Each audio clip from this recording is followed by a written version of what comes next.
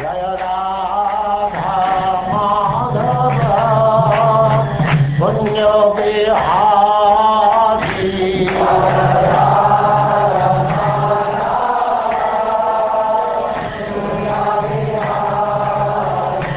And now chapter 15. The Pandavas retire timely.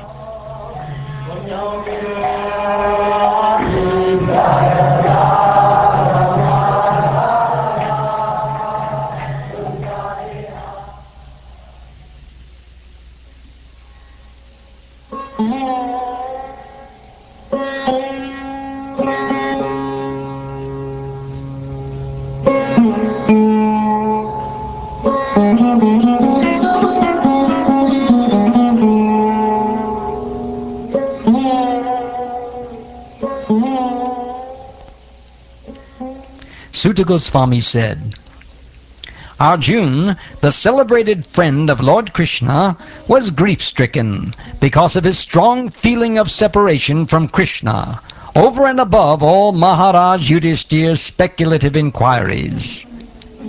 Due to grief, Arjuna's mouth and lotus-like heart had dried up. Therefore his body lost all luster. Now, remembering the Supreme Lord, he could hardly utter a word in reply. With great difficulty, he checked the tears of grief that smeared his eyes. He was very distressed because Lord Krishna was out of his sight, and he increasingly felt affection for him. Remembering Lord Krishna and his well wishes, benefactions, intimate familial relations, and his chariot driving, Arjuna, overwhelmed and breathing very heavily, began to speak. Arjuna said, O King, the Supreme Personality of Godhead Hari, who treated me exactly like an intimate friend, has left me alone. Thus my astounding power, which astonished even the demigods, is no longer with me.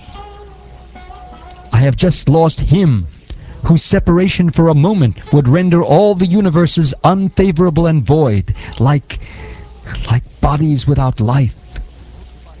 Only by his merciful strength was I able to vanquish all the lusty princes assembled at the palace of King Drupada for the selection of the bridegroom.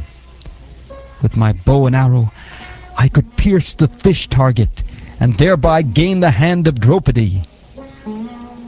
Because he was near me, it was possible for me to conquer with great dexterity the powerful king of heaven, Indradev, along with his demigod associates, and thus enable the fire god to devastate the Khandava forest. And only by his grace was the demon named Maya saved from the blazing Khandava forest. And thus we could build our assembly house of wonderful architectural workmanship, where all the princes assembled during the performance of the Rajasuya Yajna and paid you tributes. Your respectable younger brother, who possesses the strength of 10,000 elephants, killed, by his grace, Jarasandha, whose feet were worshipped by many kings. These kings had been brought for sacrifice in Jarasandha's Mahabhairava Yajna, but they were thus released. Later they paid tribute to your majesty. It was he only who loosened the hair of all the wives of the miscreants, who dared open the cluster of your queen's hair, which had been nicely dressed and sanctified for the great Rajasuya sacrificial ceremony. At that time she fell down at the feet of Lord Krishna with tears in her eyes. During our exile, Durvasa Muni, who eats with his 10,000 disciples, intrigued with our enemies to put us in dangerous trouble. At that time, he, Lord Krishna, simply by accepting the remnants of food, saved us. By his accepting food thus, the assembly of Munis, while bathing in the river, felt sumptuously fed, and all the three worlds were also satisfied. It was by his influence only that in a fight I was able to astonish the personality of God Lord Shiva and his wife, the daughter of Mount Himalaya. Thus he, Lord Shiva, became pleased with me and awarded me his own weapon. Other demigods also delivered their respective weapons to me.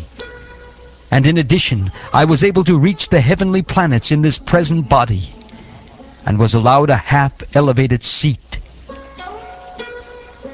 When I stayed for some days as a guest in the heavenly planets, all the heavenly demigods, including King Indradev, took shelter of my arms, which were marked with the Gandiva bow, to kill the demon named Nivatakavacha. O King, descendant of Ajamida, at the present moment I am bereft of the Supreme Personality of Godhead, by whose influence I was so powerful. The military strength of the Kauravas was like an ocean in which there dwelled many invincible existences, and thus it was insurmountable. But because of his friendship, I, seated on the chariot, was able to cross over it. And only by his grace was I able to regain the cows, and also collect by force many helmets of the kings, which were bedecked with jewels that were sources of all brilliance. It was he only who withdrew the duration of life from everyone, and who, in the battlefield, withdrew the speculative power and strength of enthusiasm from the great military phalanx made by the Kauravas, headed by Bhishma, Karna, Drona, Shalya, etc.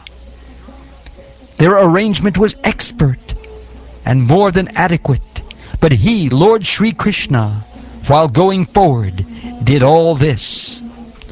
Great generals like Bhishma, Drona, Karna, Bhurishrava, Susharma, Shalya, Jayadratha, and Balika all directed their invincible weapons against me. But by his, Lord Krishna's grace, they could not even touch a hair on my head. Similarly, Prahlad Maharaj, the supreme devotee of Lord Nrsimhadev, was unaffected by the weapons the demons used against him. It was by his mercy only that my enemies neglected to kill me when I descended from my chariot to get water for my thirsty horses. And it was due to my lack of esteem for my Lord that I dared engage him as my chariot driver. For he is worshipped and offered services by the best men to attain salvation. O King, his jokings and frank talks were pleasing and beautifully decorated with smiles. His addresses unto me as, O son of Pritha, O friend, O son of the Kuru dynasty, and all such hardiness, are now remembered by me, and thus I am overwhelmed. Generally, both of us used to live together and sleep, sit, and loiter together. And at the time of advertising oneself for acts of chivalry, sometimes, if there were any irregularity, I used to reproach him by saying, "My friend, you are very truthful." Even in those hours, when his value was minimized, he, being the Supreme Soul, used to tolerate all those utterings of mine, excusing me exactly as a true friend excuses his true friend, or a father excuses his son.